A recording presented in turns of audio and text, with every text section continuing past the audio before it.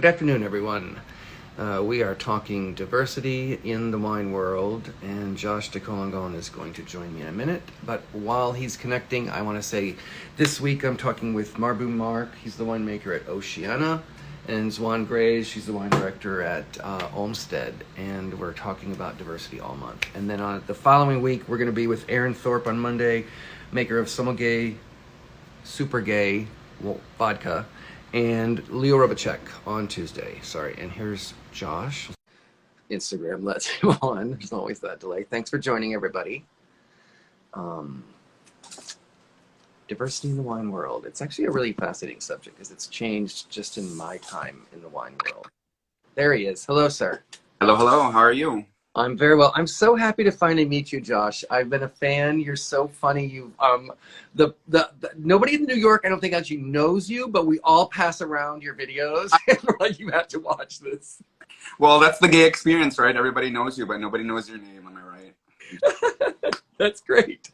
But you do your videos on TikTok, right? And then put them on yeah. Yeah, that's right. And it's been really fun to make these videos. And obviously with wine education, we grow up with watching these long and sometimes dry videos about wine, and so I thought that was like a fun way to kind of make these wine videos on TikTok. Well, you're very talented, and just your take on things. I want to get to that in a minute, what you've been doing, but I want you to introduce yourself first and kind of just tell us your name and how you got where you are right now.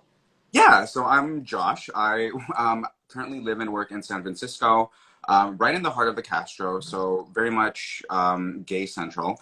But my story started actually in Vancouver, Canada, where I was born and raised. And so, a little bit about my background. I went to a school I went to University of British Columbia for science, but I was very much that stereotypical that stereotypical person who switched majors like 100 different times. And so I kind of discovered wine partially as an escape. We can talk about this later, but I kind of thought of wine as kind of like the sexual opposite of beer in a sense. Like I thought it would be, a way to kind of explore my sexuality, which was kind of like a weird thought. Little did I know that was not necessarily true. But anyway, I digress. Wine to me was, something that had so many facets to it that I was interested in. So, it included science, it included gastronomy, culture, studying rocks. And so because I was so interested in so many things, I thought that wine was kind of perfect. And so I ended up putting school on a pause to work in different parts of the wine industry back in Vancouver, all the way from doing writing, working in sort of sales, restaurants, and what have you. And then I eventually moved down to San Francisco to co-found a startup called Endless West. And basically what we do was basically explore the idea of creating different beverages and spirits and crafting them in sort of a lab setting. So it was interesting to me to be able to explore what a very traditional industry looks like and combine it with tech. But since then, I moved on to other projects, which we can kind of, I guess, talk a little bit more about later. Okay. Yeah. So let me see. I have my whole list, but I don't even know where I want to start because there's so many things about you that are interesting. I will say that your list of reasons that you found interesting, the science and the rocks. I just spoke to Brian Long yesterday, and him and I are a little more like geography, politics, history, all that stuff. But it's funny that it's different sides, and it shows that, like, as much as the point of this today is, I will say, Frederick Wildman asked me to interview diverse voices, is that on the one hand, wine is inviting to everybody because everybody can find a way to get there, whether it's your love of music or history or a language, or like you said, science, it's all there. But have you found the wine world to be not inclusive or any difficulty on that front? Yeah, I think one of the things that kind of spurred on a lot of projects that happened during quarantine is one thing, I guess you can talk about it in two ways. I, do my best to diversify the wine world in so many different ways, but I've been really focusing on how, my experience can really do that. So an example of that is obviously being a queer person and through wine videos. But another example of that is trying to diversify the wine world in a way that kind of, I guess, a way to kind of talk about what I'm talking about is there are a lot of like ultra specific wine pairings that come to like that are very Eurocentric, right? And I think that sometimes the wine world does a disservice to a lot of food pairings around Asian food, for example. And so one of the things that I really tried to do last year was kind of explore wine pairings to do with kind of like what that looked like with my Filipino experience, right? And also combine that with, and so in looking at ways that the wine world might not be inclusive, I think that, you know, looking at things like food pairings is definitely a thing that the wine world needs to kind of, I think, look at, and there's so much room for it to evolve. But also, yeah, being queer as well can be very hard. To kind of address your original question here, and you know, there's the age-old story of, you know, having to edit yourself or change yourself in terms of how you act in the wine world. And you know, that's why I think Pride is so important, because it's all about kind of being your authentic self and carving out your own space in a basically a world that wasn't created for you. So yeah. Yeah, I try to think back. Like, I just remember having to be hyper aware of how I carried my books in high school, so I didn't look femmy or sissy or whatever. Totally. And but on the good side, it made me hyper aware of people around me and the way I carried myself, and I think that is a benefit that carried over. But it wasn't fun at the time. Yeah, totally.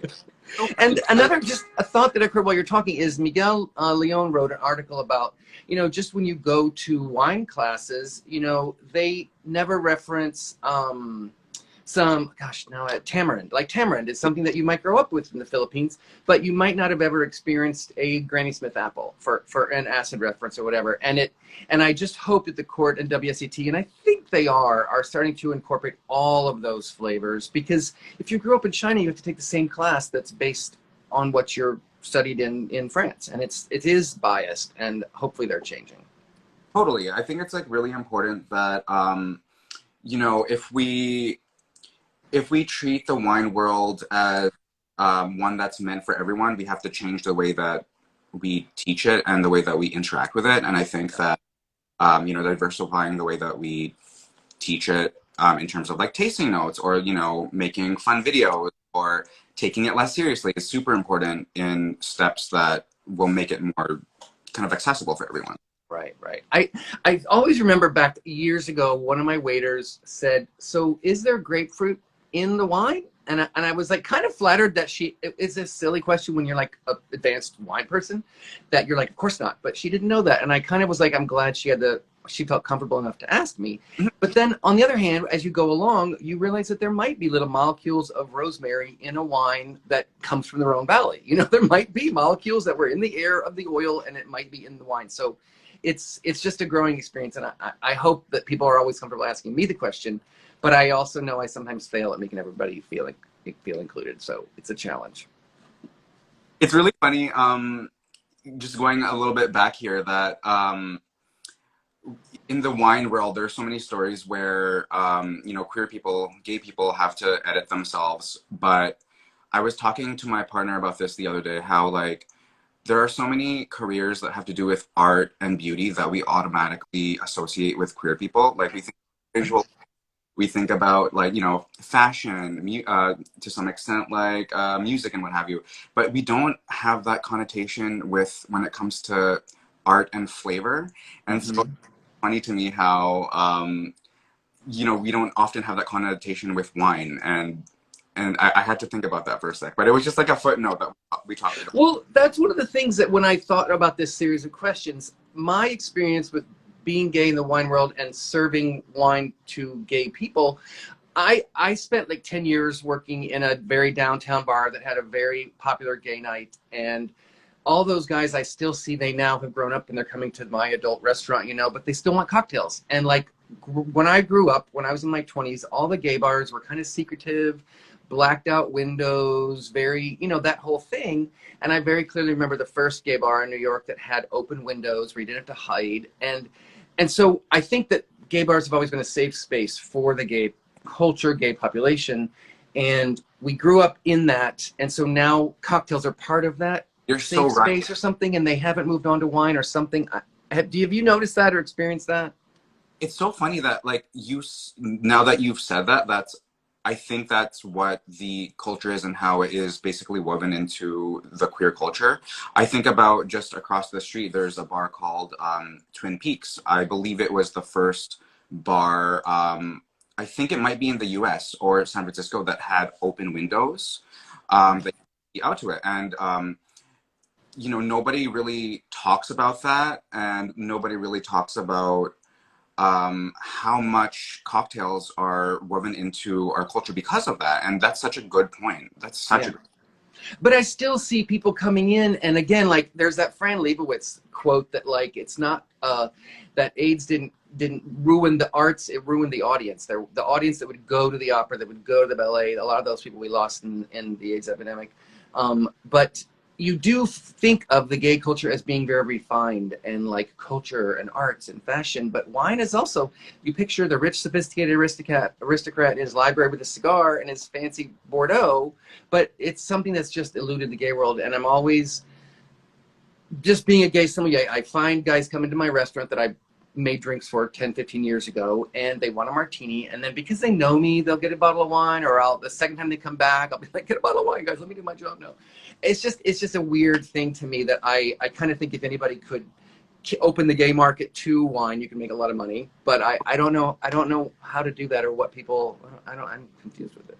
Yeah, I mean, it's a big question. It's a big question in terms of how to connect with other gay, other queer people. But I think that it's also an exciting one. I think that things like videos might help, right? Ones that we both do. But yeah, it's a very interesting question to ask and see how it evolves, especially with like the next generation coming in, right? And how different people of different spaces connect to wine. So it's a really interesting thing to explore for sure. I want to ask you how the Corona shutdown, everything affected your career, and how you survived it, and how it's affected your job path. Yeah, so at the time that it hit, I was with the company I co-founded called Endless West, that I talked briefly about earlier. And, that kind of happened. We started to see the effects of that in March 2020, right? And that was back when, we thought that it would last I know. 2 weeks, A couple weeks. up to like 6 weeks, and then it was like October, and then it kept like snowballing and snowballing. And it's just like, it's so funny how, well, not funny, but it's so, looking back, how, the record of everything happening was just so mind-boggling. But I guess long story short, what I was doing a lot of at the time at my company was kind of working with launch markets and kind of working, getting the product in front of people. And of course, that had to stop because, there were traveling restrictions, all this and that. And so I ended up taking a step back from my company for a little bit, and kind of worked on other projects. So what I did, of course, was start making, basically doing a lot of projects that I would have done on my spare time, and kind of taking it to the max now that we were in kind of quarantine, and, I had a lot more time. So I did a lot of writing. I did a lot of video brainstorming, which I'm so glad that I got to do. And I just kind of explored a little bit more about how to diversify wine, and how, what wine meant to me, and kind of just like, sometimes I often think that I am always my authentic self, but within the next month or the next year, I always discover something new about myself. And so it was kind of like a journey of kind of catching up to that, if that makes sense, and injecting that into the world of wine, and kind of really reflecting. And so after that whole period of time, and now that kind of everything, at least in San Francisco and California, is starting to really evolve back into a space where people are allowed to kind of go out again. I don't like to say go back to normal because it's totally different, but That's a good point. go out again. I've started on a couple of projects. My most current and present one is that I manage a e-commerce platform for wine and spirits, and so that's taking up a lot of my time, or the majority of my time. But I do have a couple of other projects which are kind of wine and kind of wine adjacent, and I'm really excited to kind of talk about them and post about them in the future. And you'll post, okay, you'll post with them. Good. Yeah. So I want to go back. You mentioned the videos, and I just want to ask how you got into that, and then more specifically, so like I don't follow RuPaul's Drag Race so much, but your insight into like pairing wines with some of them gave me some insight into a thing I didn't know about. But it also, people who know that world maybe learned about Riesling from that. And so I just want to ask how you got into videos and then kind of your inspiration behind those mashups that you do. Yeah, so I think that, at the heart of it, I think that I didn't really necessarily want to maybe make a particular point with it. I just really wanted to make something that was like fun and kind of like spoke to me or my friends. And I honestly realized that a lot of these videos would become so popular. I mean, my inspiration behind making these is that I think that sometimes people take wine pairings, like ultra specific wine pairings, like too seriously. And I know I talked a little bit about this before. I think that, with Eurocentric wine pairings, people often want something specific. So I kind of joke about how like sometimes the back of a wine bottle is like, oh, pair this Bordeaux with like a steak that has been cooked for precisely like 26.5 minutes. Herbs were harvested by like blind nuns, and you can only eat it when there's a full moon. It's like, it's kind of funny. Like I was talking it's about very exclusionary. right, yeah, and it's like, there's you don't see the same thing with like a lot of like Asian food, for example, like as you were talking with like the tamarind example. And sometimes you see a lot of pairings that are like, oh, pair this Riesling with Asian food, which is like very like broad and like does a disservice to the particular cuisines, right? But I think that I kind of think about how funny it is how, and I know this sounds kind of mean, but it's funny how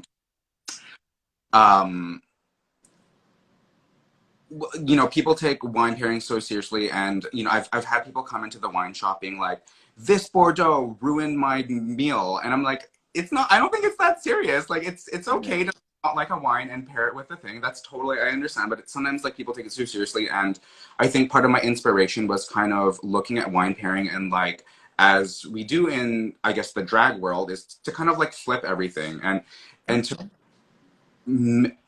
at the same time make fun of wine, but able to reach an audience at the same time. And I think that's kind of what I was trying to do, is to kind of like reach people who wine pairings aren't necessarily crafted for, if that makes sense. And kind of reach a different crowd, and to basically make fun of wine and also teach people something at the same time, if that makes sense.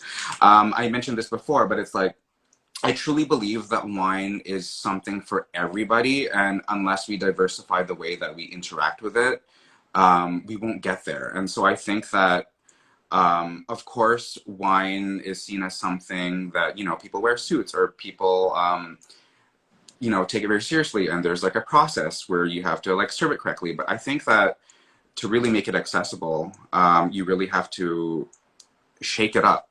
Turn it upside down, do so many things to it. And I think that's kind of, at the end of the day, what I really wanted to do with my wine videos. And so, sorry, I'm kind of meandering here, but No, I love it.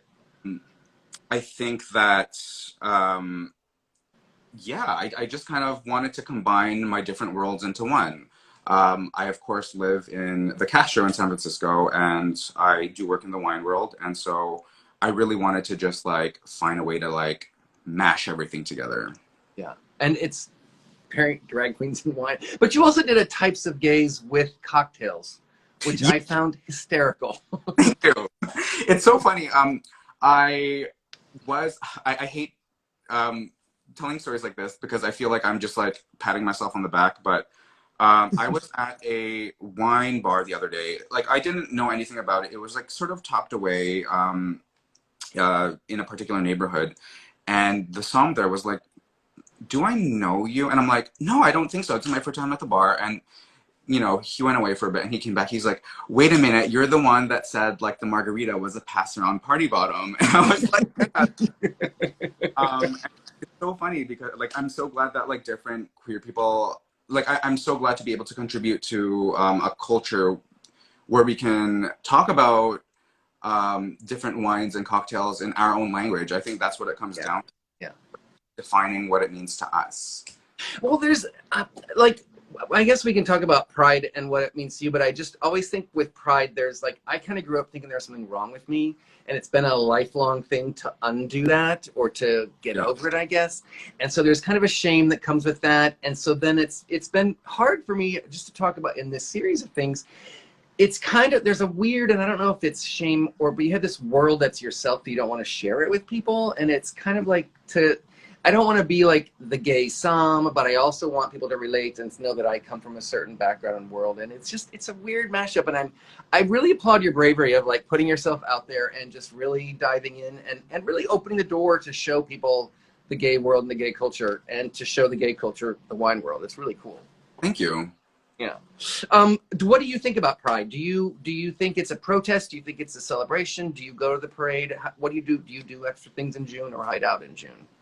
Yeah, so I think that it's definitely a little, definitely both, definitely a pride and a protest.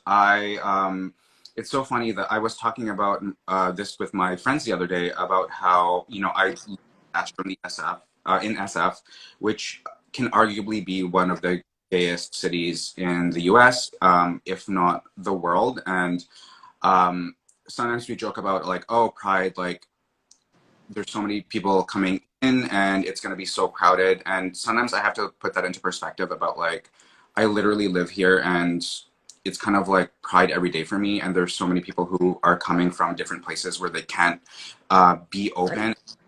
I have to say like, no, this is their 1 month of the year, or 1 weekend or 1 week where they're able to be themselves and be their authentic selves without scrutiny from people from their hometown, right?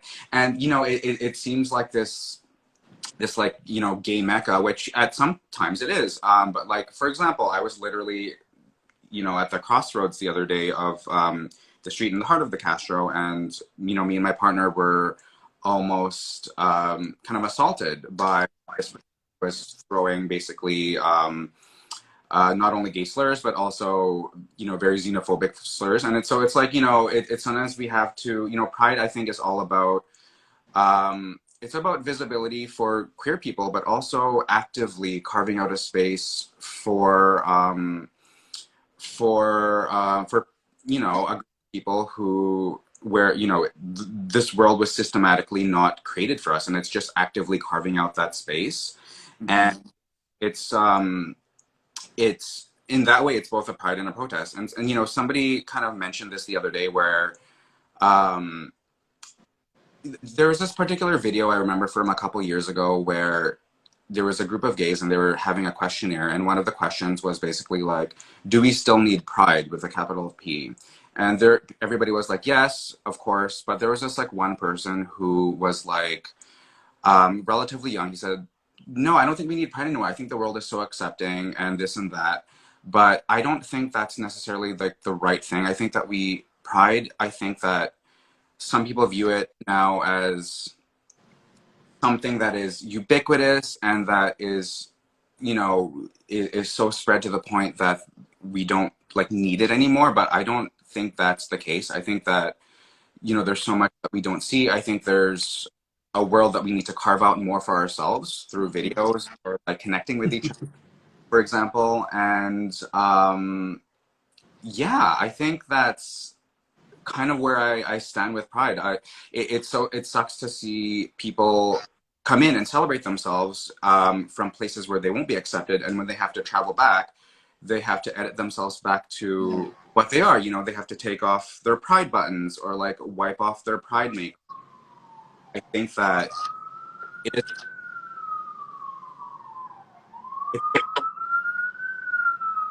I have a siren going on in the background that's cutting off your audio. Oh, But sorry.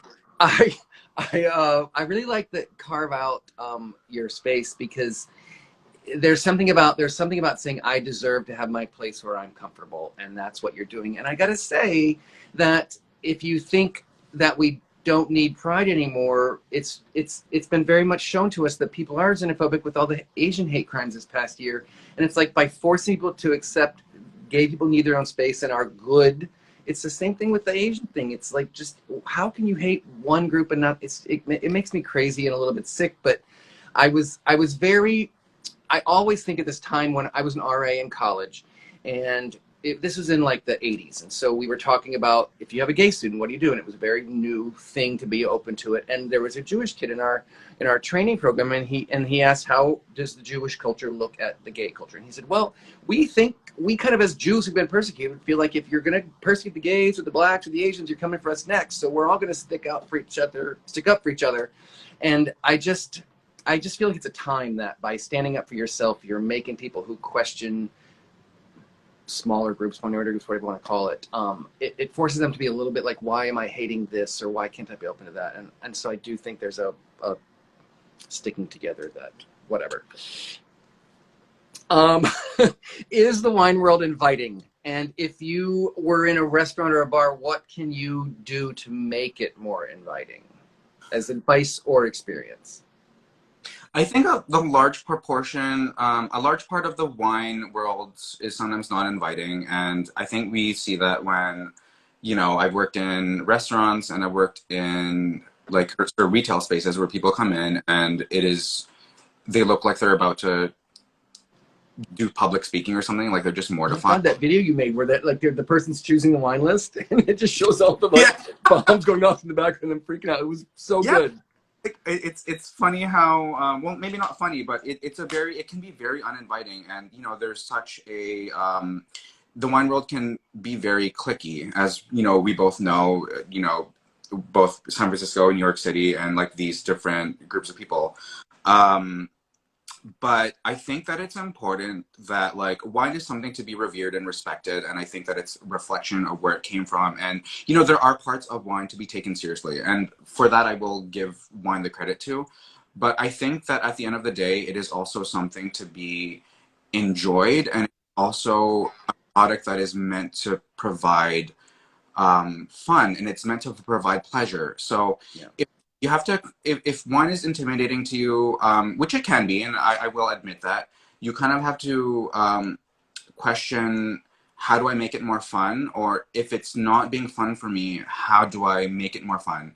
And that could be taking a chance on a bottle, or asking the som and having no shame, like, what should I drink, and what should I pair with this, right? Or just having fun with it. I think that wine can often be taken to the point where it's too serious, where you're no longer having fun. And I see that with people who are doing their SOM studies. Yeah. And sometimes it's like, I'm not saying that you can't take it seriously, but sometimes, you're sometimes taking the joy out of it. And so to answer your question, I think that just reminding yourself that wine is all about fun and pleasure, I think really will remind you and will make it less intimidating, if that makes sense. I always say wine should be fun. I mean, there are times for studying, but wine should be fun. The difficulty I have, and this is, so we're on the QR codes now on the table that people scan for the wine list. I don't have an actual book, which is partly good and sometimes bad. But there are people who, and I need to have more patience for this, is a real struggle for me, is that when, for whatever reason, they're intimidated by the restaurant, by being the guy who's choosing, and they get a little bit snarky or a little bit unpleasant to the som, and they kind of diminish your role. And it's like, I've devoted my career to my love of wine. I would like you to take it seriously. Fine. And so I get a little bit like, I put off by that, and I have a hard time having patience. And then there's people who, this is one lesson I did learn, that they don't care about the wine. They just want to see their friend, and they've had Sancerre, and they just want to get a bottle of Sancerre and not worry about it and talk to their friends. And so I'm guilty of maybe not being so inclusive all the time, but I work on it, and I'm hopefully making some progress. But no, it's a thing. That's a good point. I've also been on the other end of, when I say have fun with wine, or don't take it too seriously, I don't maybe necessarily mean in a way that can be like negative or toxic. I think I know what you mean, where it's like I've had people come up to me and be like, oh, all wines are the same. Like, I don't understand why I would buy this over that. But it's like, I don't know. It's still, wine is still a form of art. And I like to say that, like, of all the five senses that we have, visual or, a hearing or what have you, or, there's tasting. And I think that tasting and having fun with flavors is it might be one of the most difficult forms of art because you need to get these wines in front of people in order to experience it. But with like movies, you can just like hop on your iPhone, or music, you can just hear it. Yeah. But with wines and flavors, it's so different. And although I do say don't take wine too seriously, it is, you know, a very rich world that's full of different flavors and differences and histories and stuff. And I think that we need to explore that in a serious way, but also in an irreverent way. And I think that's what the wine world needs more of. Yeah, and that is, it's like, I think anybody who's good at their job is excited about these wines and wants to share them with people. And if people can just be open to that, it's the funnest thing for me to introduce a new wine or a new region to somebody. We're at the half-hour mark, so I'm going to let you go in a minute. But I want to ask if you have anything else to say or have any closing comments. But in the meantime, I just want to say that Wildman brought us together, Frederick Wildman and Sons, and they sent us each this Hugel Gewürztraminer, which I gotta say, I poured it a little early, and now that it's opened up in the glass, it's much softer. Like sometimes Gewürztraminer is so aromatic, it turns me off. But this has opened up more, and like the Pinot Blanc is singing, it's a little smoother and more textural. But I like it at this time of day for like, it's not sweet, but there's a richness to it that I think is great. It's a great wine with brunch, and it's brunch time, so there's my little connection. Do you have experience with Wildman? Do you want to say anything about some of their wines? And then do you have any closing remarks? Yeah, with the wine that we're having, actually, it's so funny that you say that because it's with a lot of like Hugel's wines, they tend to be a lot more, with my experience with them, they tend to be a lot more elegant than I expect, which Right. It's fantastic. As you were saying, it's not like a super like in your face Gewürztraminer. Like it still has the quintessential sort of Gewürztraminer quality to it, but it's very elegant. And it's funny because on a side note, I mentioned in one of my videos that kind of like Alsatian Gewürztraminer to me is kind of like the drag queen because, you know, there's one of these books that I read that said that Gewürztraminer is kind of like it's kind of like the person who puts on too much perfume or too much makeup and puts everything on the first date and like wants to be the most. And so I think that's why when this one was sent to me, I thought it was so fitting for this situation. So for that, I will say that, you know, this is awesome.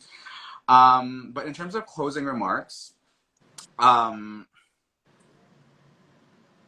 feel like this is like the Miss Universe, like, you know, you pick the random question and it's like, oh, shoot, closing remarks.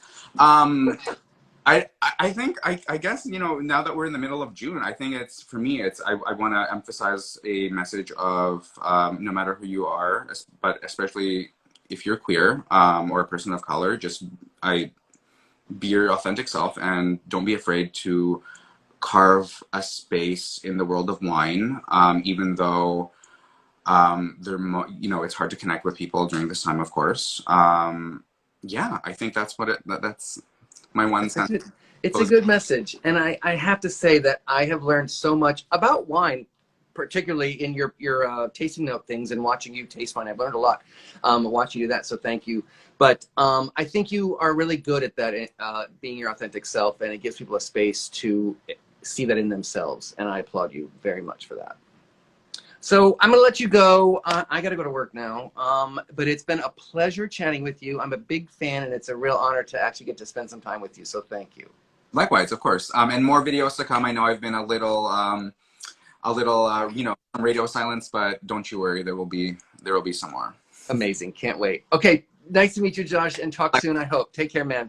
Cheers. Bye.